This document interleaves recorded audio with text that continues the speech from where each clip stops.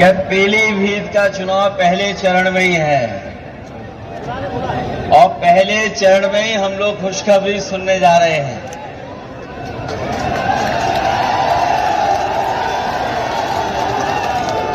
मंच पर हमारे साथ समाजवादी पार्टी के प्रत्याशी पूर्व मंत्री भगवत सिंह गंगवार जी,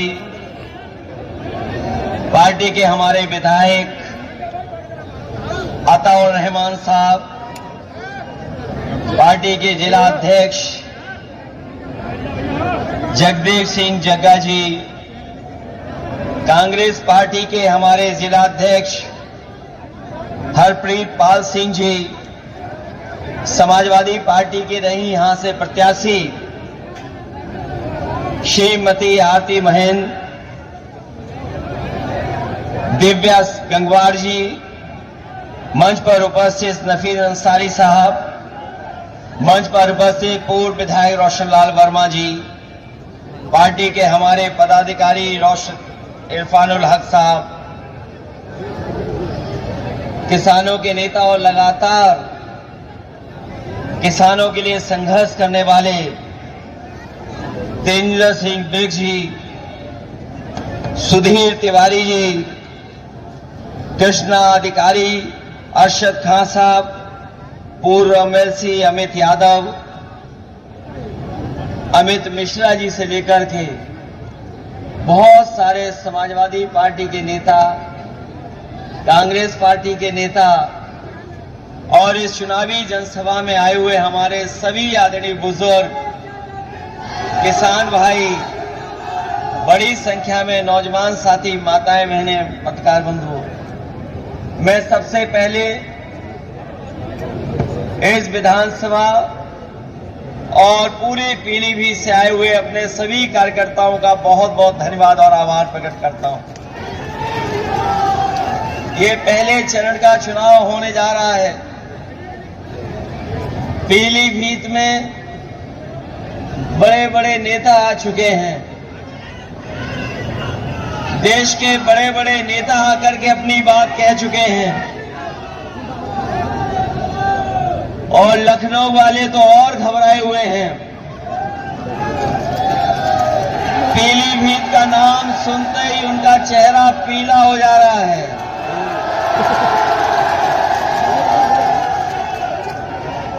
पीलीभीत का नाम सुनते ही भारतीय जनता पार्टी के तमाम नेताओं का चेहरा पीला हो जा रहा है और ये इसीलिए हो रहा है कि यहाँ की जनता ने इस बार मन बना लिया है और समाजवादी पार्टी को ऐतिहासिक वोटों से जिता करके भेजना चाहती है। हमारे यहाँ किसान भाई हैं, ये जानते होंगे कि किसान भाइयों का आंदोलन पूरे देश में चला है। कोई ऐसा किसान नेता नहीं जो किसान आंदोलन से न जुड़ गया हो और जो लोग दिल्ली या बाहर जाकर के आंदोलन नहीं कर पाए, उनका भी समर्थन किसान आंदोलन में रहा। यहां के लोगों ने किसान आंदोलन को और मजबूत बनाने के लिए जो कुछ कर सकते थे और अपने सिख भाई इस आंदोलन को सफल बनाने के लिए जो भी अपना तन मन धन लगा सकते थे, उन्होंने लगा करके इस आंदोलन को बढ़ाने का काम किया था। बीजेपी के लोगों ने 3 काले कानून लाए थे। वो काले कानून इसीलिए वापस हो गए थे कि वो किसानों की ताकत से घबरा गए थे। जो लोग किसानों की बात कर रहे थे, आप में से बहुत लोग जानते होंगे, जो किसानों के पक्ष में कह रहे थे, उन्हें पीछे कर दिया। नौजवानों की बात जो उठा रहे थे, उन्हें पीछे कर दिया। किसान की आवाज में अपनी आवाज पर को जोड़ करके आंदोलन को मजबूत कर रहे थे, उन्हें पीछे कर दिया। और जो किसानों पे थार चला रहे थे, बताओ उन्हें सम्मान दिया सरकार ने कि नहीं दिया? बगल में ही आपने देखा है कि किसान आंदोलन को लेकर के यही तेजेंद्र विर्क निकले थे, वहां पर उस आंदोलन को दबाने का काम किया था। कोई कल्पना नहीं कर सकता था कि थार से किसानों के आंदोलन को रोका जाएगा।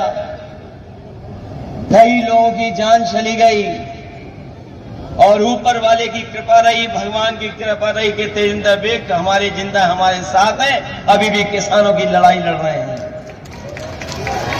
जो किसान आंदोलन को दबा रहे थे, उन्हें सम्मान दिया जा रहा है, और जो किसान आंदोलन की बात कर रहे थे, उन्हें तो सुनने में आया मंच पे भी जगह नहीं मिल रही है।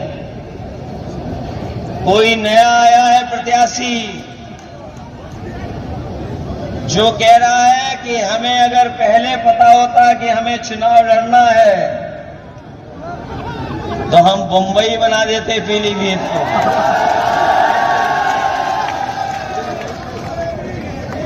ये कौन सी बात है भाई? ये प्रत्याशी कह रहे थे, बीजेपी के प्रत्याशी कह रहे हैं कि उन्हें पहले ही पता होता तो वो बंबई बना देते। हम उनसे कहते हैं इसको बंबई मत बनाओ। बंबई का जो काम होता है थोड़ा वो ही करके दिखा दो यहां पर। वैसे तो हमारी बंबई शहर अर्थव्यवस्था की राजधानी है। अर्थव्यवस्था के लिए जाना जाता है, राजधानी अर्थव्यवस्था की। लेकिन वहां नाच गाना भी होता है, लोग उसके लिए भी मुंबई जाते हैं। ये बीजेपी के प्रत्याशी कौन सा पीलीभीत बनाना चाहते हैं, इनके बारे में पता नहीं है आपको? ये कई दल घुमाए हैं, इनका मामला सेटिंग हो जाता है तो दूसरे दल में भी चले जाते। बनने को तो कुछ और थे, बनाया तो कुछ और जाना था इन्हें, लेकिन इन्हें सड़क मंत्री बना दिया गया है।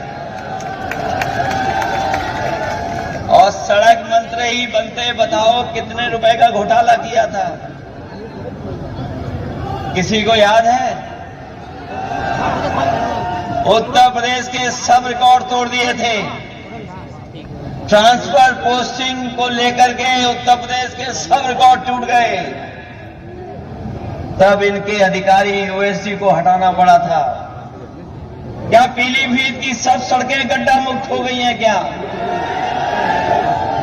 ये मंत्री जी बताएं, 40,000 करोड़ से ज्यादा, सवा दो के बाद निकलेंगे, 40,000 करोड़ से ज्यादा पैसा छोड़ दूं, गड्ढा मुक्ति में ये बीजेपी खर्च कर चुकी है। कहीं गड्ढे भर गए क्या? और जो काम समाजवादियों ने कभी किया था पुल सड़क को लेकर के, उनको भी ये सरकार पूरा नहीं कर पाई है। और अपनी जो योजनाएं चलाई गई हैं उनको भी पूरा नहीं कर पाई है सरकार। और चुनाव बाद पता नहीं कहां चले जाएंगे ये।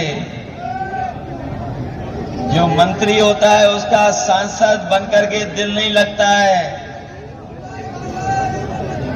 इसलिए जानबूझ करके थोपा जा रहा है इन्हें कि पैसे वाले हैं चुनाव लड़ लेंगे, पैसे वाला मामला है उसमें चुनाव लड़ लेंगे। लेकिन यहां का किसान, यहां का गरीब, यहां का नौजवान बीजेपी के लोगों को सबक सिखाने जा रहा है। एक एक वोट देकर के समाजवादी पार्टी को जिताएगा। जब से ये दिल्ली वाले आए हैं महंगाई तो बढ़ाई है, और महंगाई इतनी बढ़ाई है जिसकी आप कल्पना नहीं कर सकते। महंगाई बढ़ती चली जा रही है, चाहे वो डीजल हो, पेट्रोल हो, जरूरत के सामान हो, उन सबको महंगा कर दिया सरकार ने। 2014 से लेकर के 2024 का हिसाब लगाए महंगाई का, बताओ महंगाई कितना गुना बढ़ गई है। अगर हिसाब किताब लगाओगे तो महंगाई कई गुना कई चीजों की बढ़ी है। ये सरकार महंगाई नहीं रोक रही, और जब महंगाई रोकनी थी तो इन्होंने चंदा वसूलने का काम किया। आप में से पढ़ा होगा लोगों ने कि ये दावा करने के भ्रष्टाचारी बचेंगे नहीं, लेकिन भ्रष्टाचार बढ़ाने का काम कोई कर रहा है तो वो भारतीय जनता पार्टी के लोग कर रहे हैं। और ये नया तरीका निकाला है दिल्ली वालों ने। ये इलेक्टोरल बॉन्ड जो बनाए गए हैं, इलेक्टोरल बॉन्ड के माध्यम से बताओ वसूली हो रही है कि नहीं हो रही है। और ऐसी वसूली तो दुनिया में नहीं होगी। जिस कंपनी का कोई कारोबार नहीं, जिस कंपनी का मुनाफा कुछ भी नहीं, वो उस कंपनी से सरकार ने वसूला है पैसा। हम और आप लोग जानते हैं चंदे में क्या दिया जाता है, थोड़ा बहुत दिया जाता है। क्या चंदे में 1000 करोड़ रुपए दिए जाते हैं? क्या चंदे में 500 करोड़ रुपए दिए जाते हैं? क्या चंदे में 300 करोड़ रुपए दिए जाते हैं? ये सरकार ऐसी है जिसने इलेक्टोरल बॉन्ड के नाम पर बड़े बड़े उद्योगपतियों को सीबीआई, ईडी, इनकम टैक्स से डरा करके इन्होंने वसूलने का काम किया है। और ऐसी वसूली पूरे देश ने नहीं देखी होगी जैसी सरकार में हुई है। ये वही बीजेपी के लोग हैं। याद कीजिए, इन्होंने कहा था कि नोटबंदी के बाद कोई भ्रष्टाचार नहीं होगा, कोई काला धन नहीं कमा पाएगा। बताओ ये इलेक्टोरल बॉन्ड सफेद को काला करने वाला इंतजाम हुआ है कि नहीं है? काले को सफेद कर लिया कि नहीं कर लिया बीजेपी ने? नोटबंदी में भी किया और इलेक्टोरल बॉन्ड में भी कर लिया।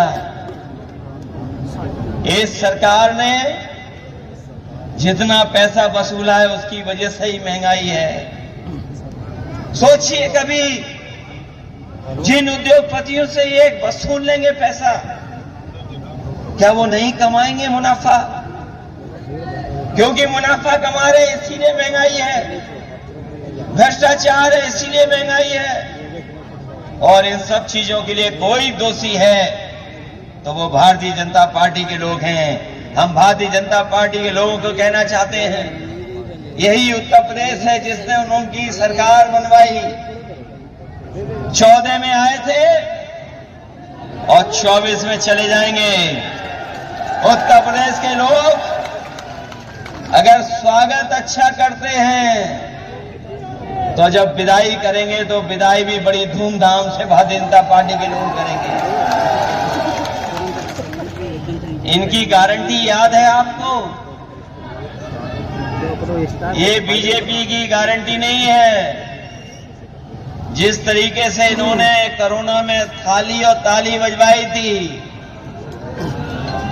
याद है कि नहीं याद है? इसी तरह की बीजेपी की गारंटी नहीं, ये घंटी है। इनकी घंटी याद है आपको? एक 1.5 महीने बाद आऊंगा। याद है कि नहीं याद है? किसानों की आय 2 गुनी करेंगे। बताओ इनकी गारंटी पूरी हो गई क्या? हमारे नौजवानों से कहा कि हम 2 करोड़ नौकरी देंगे। बताओ बीजेपी की गारंटी पूरी हो गई है 2 करोड़ नौकरी की? जो गारंटी देते फिर रहे थे, इनकी सरकार में हर पेपर लीक हुआ है कि नहीं हुआ है? ये नौजवान जानते होंगे जो परीक्षा देने गए थे, बीजेपी के लोगों ने कहा कि हम परीक्षा कराएंगे, नौकरी दे देंगे, लेकिन कोई परीक्षा ही नहीं करा पाए। जो भी परीक्षा कराई उस हर परीक्षा का पेपर लीक हो गया। जो लोग पढ़े लिखे नौजवान जिन्होंने नौकरी के लिए पर्चा भरा होगा, परीक्षा की तैयारी की होगी, वो जानते होंगे कि एक परीक्षा नहीं, एक परीक्षा कैंसिल नहीं हुई है। इस सरकार में जितनी परीक्षा हुई सब कैंसिल हो गई। और कैंसिल का कारण क्या निकला? कि पेपर लीक हो गया। पहली परीक्षा पेपर लीक, और एक परीक्षा का पेपर लीक नहीं हुआ है, न 2 का हुआ है, न 3 का, न 4 परीक्षा का, न 5 का, न 6 का। लगभग 9 या 10 परीक्षाएं हैं जिनका पेपर लीक हुआ है। बताओ ये उत्तर प्रदेश वाले मुख्यमंत्री कैसे हैं जिनका हर पेपर लीक हो जाता है? ये दूसरों की गीले होने की बात तो कर रहे हैं, लेकिन अपना पेपर लीक हो रहा उसके बारे में नहीं बोल रहे हैं। बताओ 9 परीक्षाओं के पेपर लीक हुए कि नहीं लीक हुए? और नौजवान इस हद तक निराश हुआ है। हमने एक नौजवान का सुसाइड नोट पढ़ा। वो नौजवान निराश हो गया, हताश हो गया। मेहनत कर करके उसने अच्छी डिग्री हासिल की, पढ़ाई पूरी की, लगातार उसने परीक्षाएं दी नौकरी को लेकर के, लेकिन जब उसे नौकरी नहीं मिली तो वह नौजवान ब्रजेश पाल उसने अपने सुसाइड नोट में लिखा कि ऐसी डिग्री का मैं क्या करूंगा जो डिग्री मुझे नौकरी नहीं दिला सकती। उसने डिग्रियां चलाई, अपने मां बाप और बहन से माफी मांग करके आत्महत्या कर ली। बताओ वो आत्महत्या करने वाले नौजवान क्या अब वापस आ सकता है कभी? वो इसलिए हताश और निराश हुआ कि सरकार नौकरी दे पाई। केवल एक नौजवान की कहानी नहीं है, एक बेटी जिसको ये पता लगा कि परीक्षा कैंसिल हो गई, जैसे ही उसे जानकारी मिली कि पेपर की परीक्षा जो दे करके आई थी वो परीक्षा कैंसिल हो गई, उसने अपने घर परिवार के लोगों को कुछ नहीं बताया और जान दे दी। तो ऐसा उत्तर प्रदेश बन गया है जहां पर छात्र नौजवान निराश होकर के आत्महत्या कर रहा है, और ये सरकार वाले कह रहे हैं कि हमारा देश विश्व गुरु बनने जा रहा है। अगर विश्व गुरु बनेगा हमारा देश तो क्या 80 और 90% हमारे नौजवान बेरोजगार होंगे क्या? 80 से 90% नौजवान आज बेरोजगार हो गया है, और जो नौकरियां भी मिल रही हैं वो पूरी नौकरियां नहीं हैं। कभी कॉन्ट्रैक्ट पर, कभी ठेके पर, कभी आउटसोर्स से नौकरी मिल रही है। हम अपने नौजवानों से कहना चाहते हैं, समाजवादियों को जिताइए। ये आउटसोर्स और कॉन्ट्रैक्ट पे नौकरी नहीं मिलेंगी, आपको पक्की नौकरी देने का काम समाजवादी लोग और इंडिया गठबंधन के लोग करेंगे। हम अपने उन नौजवानों को भी कहना चाहते हैं जो लोग फौज की भर्ती में जाते हैं। हम अपने परिवार के लोगों से और खासकर नौजवानों से कहना चाहते हैं, आप हो ना, ये अग्निवीर व्यवस्था कभी हम स्वीकार नहीं कर सकते। आप रहोगे ना भी? हाँ, मेरा ये केवल क्योंकि नौजवान हमारा वर्दी पहन करके सीमा की रक्षा करना चाहता है, और वर्दी पहन करके उसको सम्मान महसूस होता है, वो देश की रक्षा करना चाहता है। ये 4 साल की नौकरी से न हमारे नौजवान का सम्मान बन रहा है और न इस सीमा को कोई मजबूत फौज मिल रही है। अग्निवीर जैसी व्यवस्था समाप्त होगी, इसको कभी समाजवादी लोग स्वीकार नहीं कर सकते।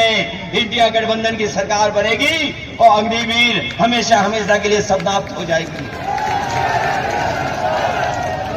मैं जानता हूं कि ये हमारे उत्तर प्रदेश की पुलिस जो खाकी वर्दी पहनती है, ये भी कभी कभी हम लोगों को डराती है। ये हमारे कार्यकर्ताओं को डराने लगती है, ये इसलिए डरा रहे हैं क्योंकि अभी इनकी पक्की नौकरी है। ये बीजेपी वाले आ गए तो अभी तो 4 साल की फौज की नौकरी की है, इन खाकी वालों की 3 साल नौकरी होगी। 3 साल से ज्यादा नौकरी नहीं कर पाओगे। बताओ ये किसके साथ खड़े होंगे जब इन्हें पता लगेगा कि इनकी तो नौकरी केवल 3 साल की है। फौज की नौकरी कितने साल की, और अगर इनकी नौकरी इन्होंने बीजेपी वालों ने कर दी 3 साल की, तो ये क्या करेंगे जाके घर पर। इधर हमें पता है खेतों को बचाने के लिए बहुत जानवर घूम रहे हैं,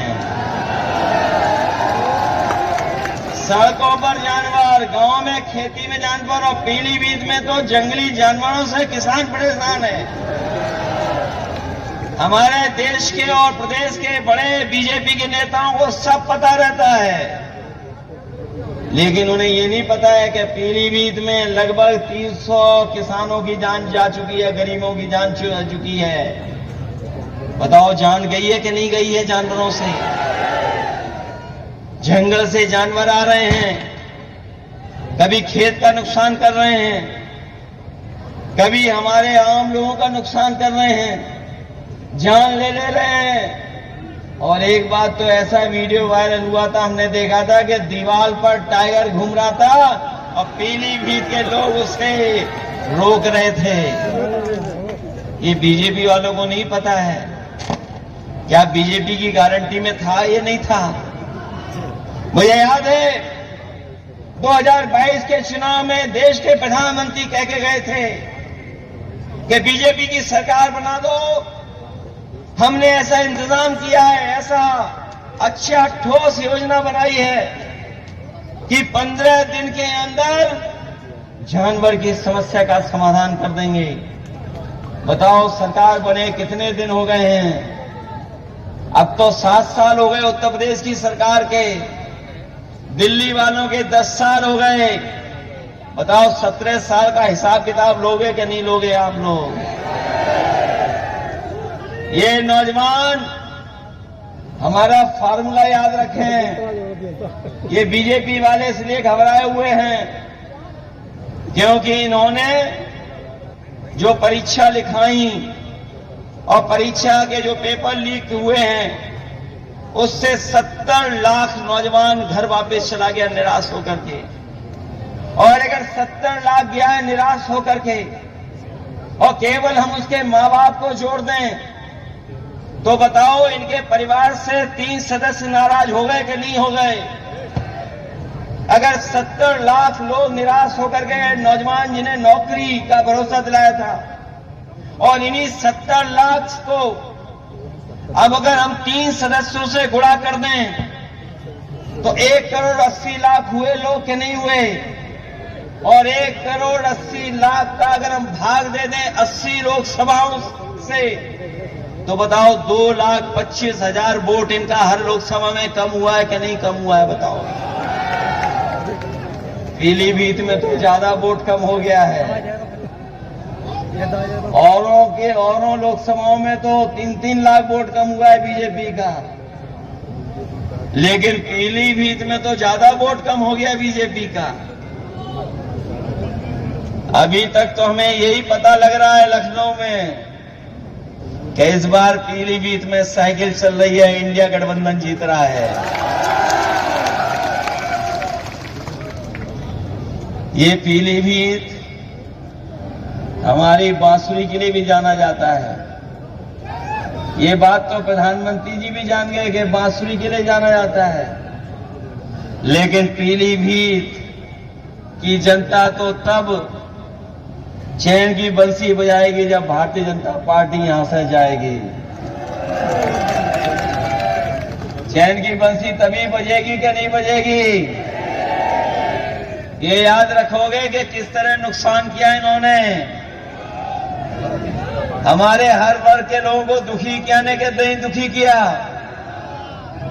हम तो अपने सभी गुरुओं संत और सबको प्रणाम करते हैं और अपने सिख भाइयों से भी कहेंगे कि इन्होंने अपने मान सम्मान से कभी समझौता नहीं किया और कभी भी अगर देश की रक्षा के लिए इन्हें अपनी जान भी न्यौछावर करनी पड़ी होगी तो हमारे सिख समाज के लोग कभी पीछे नहीं हटे होंगे।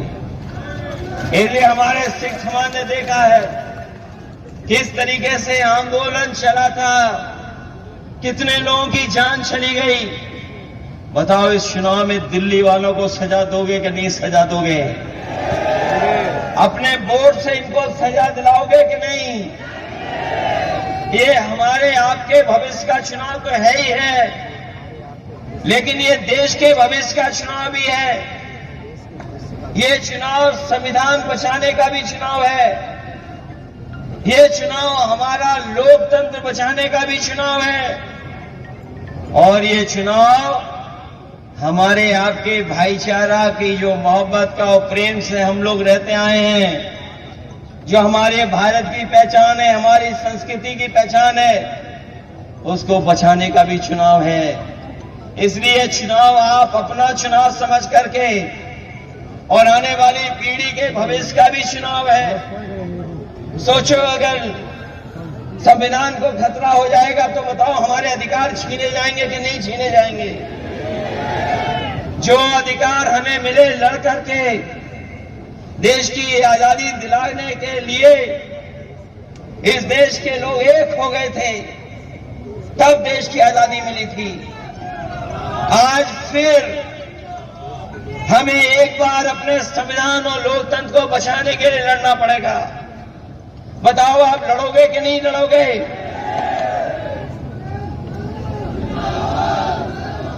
ये लड़ाई कोई छोटी लड़ाई नहीं है।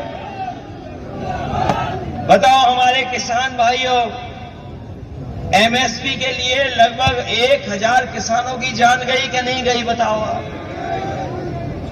दिल्ली में जब 3 काले कानून हटने थे, एमएसपी को कानूनी अधिकार मिल जाए, 1000 किसानों ने की लगभग जान गई कि नहीं गई?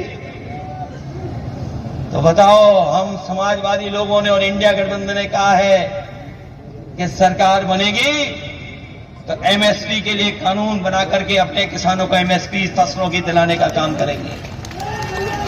न केवल एमएसपी का कानूनी अधिकार देंगे, बल्कि हम अपने किसान भाइयों को कह के जा रहे हैं, गरीब भाइयों को, ये जो दिल्ली वाले लोग हैं, इन्होंने बड़े बड़े उद्योगपतियों के, बड़े बड़े कारोबारियों के 15 लाख करोड़ बैंकों का पैसा माफ किया है। अभी तक 10 साल में इन्होंने लगभग 15 लाख करोड़ उद्योगपतियों का कर्ज माफ किया है। और ऐसा भी देखने को मिला है कि जिन व्यापारियों ने कर्ज लिया, जो कर्ज नहीं दे पाए, उनको माफ कर दिया इन्होंने और दोबारा बैंक से उन्हें कर्ज दिलवा दिया। ये आपने आंकड़े निकलवा लेना। और बहुत सारे लोग, बहुत सारे उद्योगपति वो भी हैं जो कर्ज में डूबे थे, कर्ज उनका माफ करके बीजेपी ने बचाया और बाद में उन्हीं उद्योगपतियों से इलेक्ट्रल बॉन्ड ले लिए। बताओ, इलेक्ट्रल बॉन्ड लेने वालों का कर्ज माफ हुआ कि नहीं हुआ? आपको तो पता होगा, देश में सबसे ज्यादा वसूलने का काम अगर किसी पॉलिटिकल पार्टी ने किया तो बीजेपी ने किया कि नहीं किया? इसलिए अपने किसान भाइयों को हम कह के जा रहे हैं, इंडिया गठबंधन बनेगी सरकार, किसानों का पूरा कर्ज माफ होगा। जब उद्योगपतियों का 15 लाख करोड़ माफ हो सकता है, तो हमारे किसानों का कर्ज माफ क्यों नहीं होगा? तो बताओ, अपना वोट देकर के कर्ज माफ कराने का काम करोगे? संविधान बचाने के लिए भी वोट कर देना, क्योंकि आपके वोट से ही संविधान बचेगा। आपके वोट से ही देश का लोकतंत्र बचेगा। आपके वोट से ही किसान खुशहाल होगा। आपके ही वोट से नौजवान को नौकरी मिलेगी। आपके ही वोट से आरक्षण बचेगा। और हम फिर कहते हैं, एनडीए को कोई हराएगा तो हमारा ये पीडीए परिवार हराएगा। ये पीडीए परिवार बैठा है, यही एनडीए को हराने का काम करेगा।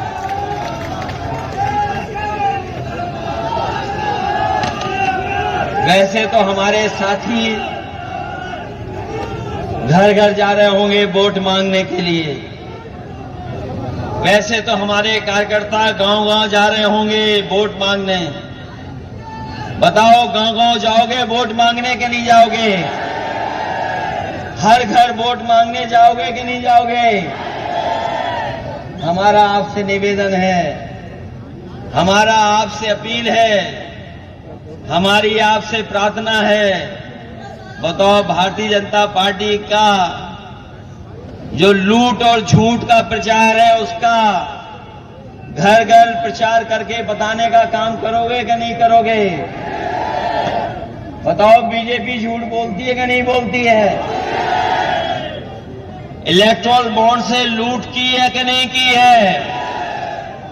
तो ये झूठ और लूट का प्रचार करोगे घर घर के नहीं करोगे? और अपने वोट से लोकतंत्र को बचाओगे? ये हमारे देश के प्रधानमंत्री कैसे हैं? ये कहते हैं ये इंडिया गठबंधन नहीं है। कौन सा गठबंधन है? क्या कहते हैं? इंडिया गठबंधन का क्या कहते हैं? बताओ, जिन्हें इंडिया कहने में शर्म आती हो। ये इंडिया गठबंधन है, ये इंडी गठबंधन नहीं है। बताओ, हमें बीजेपी को ये भी सिखाना पड़ रहा है। 50-60 रुपए हमारे गठबंधन की जो INDIA है, ये इंडी नहीं है, ये इंडिया गठबंधन है। और ये इंडियाई गठबंधन है जो पीडीए परिवार को साथ लेकर के एनडीए का मुकाबला कर रहा है। और हम कह के जा रहे हैं, जो कह रहे हैं 400 पार, इस बार यूपी से जाएंगे हार। ये 400 पार नहीं, ये 400 हारने जा रहे हैं। और अगर ये 400 जीत रहे होते तो बताओ, इतने घबराए हुए होते ही? ये घबराए हुए कि नहीं घबराए हुए हैं? और इसलिए घबराए हुए हैं कि दिल्ली के मुख्यमंत्री को जेल भेज दिया, झारखंड के मुख्यमंत्री जी को जेल भेज दिया। बताओ, जेल भेज दिया कि नहीं भेजा है? और अगर 400 पार हो रहे होते तो सब ऐरे गहरे नत्थु खैरों को अपनी पार्टी में शामिल कर रहे हैं। अभी सुनने में आया है बरेली में कोई माफिया को भी शामिल कर लिया, जिनको ये महाराष्ट्र में भ्रष्टाचारी कहते थे। बताओ, इन्होंने अपनी पार्टी में ले लिया कि नहीं ले लिया? जो इन्हें दिन रात गाली देते थे, उन्हें ले लिया कि नहीं ले लिया अपने साथ? उत्तर प्रदेश में भी ऐसे कई दल थे, सुबह से शाम तक बहुत बुरा भला कहते थे बीजेपी को। और हमारे नौजवान तो जानते होंगे, यूट्यूब चलाना, सोशल मीडिया पे समय गुजारना जानते हैं। इनके जरा पुराने वीडियो निकाल लो, बताओ कितना बुरा भला बीजेपी को कहते थे। और दुख तो इस बात का है कि हमारे प्रेस के लोग भी चुप हैं, क्योंकि प्रेस के लोगों को भी दाना मिल जाता है, तो जैसा दाना वैसा इनका गाना। बताओ, है कि नहीं है? कितना काल इलेक्ट्रल बॉन्ड पे कोई बहस नहीं। एक आध चैनल है जिसमें बहस हो रही है, एक आध चैनल है उसमें बहस हो रही है। जब आपके साथ ये भी नहीं है और जो यूट्यूबर साथ हैं उनको बैन लगा रहे हैं, कभी झूठा मुकदमा लगा देते हैं, हमारे पत्रकार साथी भी अगर सच दिखाना चाहेंगे, अगर दिन में सच दिखाया तो रात में इनके पास पुलिस पहुंच जाती है। बताओ पहुंच जाती कि नहीं पहुंच जाती है? देखो हमारे प्रेस के लोग भी सहमत हैं हमसे। ये हालत पैदा हो गई है, इसलिए सावधान रहोगे कि नहीं रहोगे? सावधान। अपना बूथ बचाओगे कि नहीं बचाओगे? प्रचार करोगे झूठ का क्या नहीं करोगे? बीजेपी के झूठ का और बीजेपी की लूट को बताओगे कि नहीं बताओगे? बीजेपी की यही पहचान है, झूठ और लूट। इसके अलावा इन्होंने कुछ नहीं किया। पिछले 10 साल में केवल झूठ बोला है और लूटने का काम किया है। इनको बताओ हराओगे इस चुनाव में कि नहीं हराओगे? इसलिए ये मौका मिला है हम सबको, हम आपको सबको मौका मिला है लोकतंत्र बचाने का, लोकतंत्र के साथ साथ संविधान बचाने का और साथ साथ अपने अन्याय से मुकाबला करने का। ये बीजेपी के लोग पूरे उत्तर प्रदेश और देश को पीछे ले जा रहे हैं। लोग कहते हैं कि हम दुनिया में कहां पहुंच गए हैं, लेकिन अगर दुनिया की गरीबी के पैरामीटर्स अगर हम देखें तो गरीबी में हम कई देश जो हमारे पड़ोसी हैं उनसे भी नीचे जा रहे हैं। हम महंगाई में भी उन देशों के मुकाबले पीछे चले गए, बेरोजगारी में भी पीछे चले गए और दुनिया में सबसे ज्यादा कर्ज अगर किसी देश के ऊपर है तो वो भारत पर है। बताओ अगर कर्ज वाला देश होगा तो क्या दुनिया में हमारा पहचान बनेगी क्या? इसलिए आपको सोचना होगा, इस देश को बचाने के लिए आपको करना पड़ेगा। इसीलिए मैं आप सबसे अपील और निवेदन करने आया हूं कि समाजवादी पार्टी के एक मजबूत प्रत्याशी हैं भगवत सिंह गंगवार, इनकी मदद करने का काम करना है। बताओ इनके पक्ष में समीकरण है कि नहीं है? ये अग्निवीर और पेपर लीक वाले नौजवान हमारी बूथ में मदद करने का काम करना है। बताओ करोगे कि नहीं करोगे?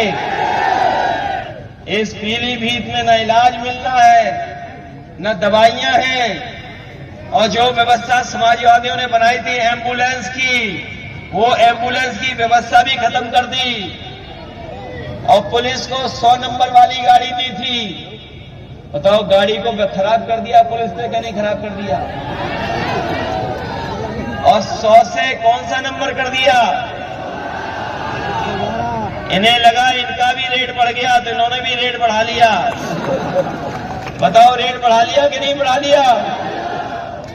इसलिए ऐसे लोगों के खिलाफ मतदान करोगे तभी जाकर के हमारा लोकतंत्र बचेगा। इन्हीं शब्दों के साथ मैं आए हुए सभी लोगों का बहुत बहुत धन्यवाद देता हूं। आए हुए किसान भाइयों का धन्यवाद देता हूं, आए हुए नौजवानों का धन्यवाद देता हूं। मुझे पूरा भरोसा है कि आप सब लोग मिलकर के इस देश को बचाने का काम करेंगे, लोकतंत्र को बचाने का काम करेंगे, संविधान को बचाने का काम करेंगे।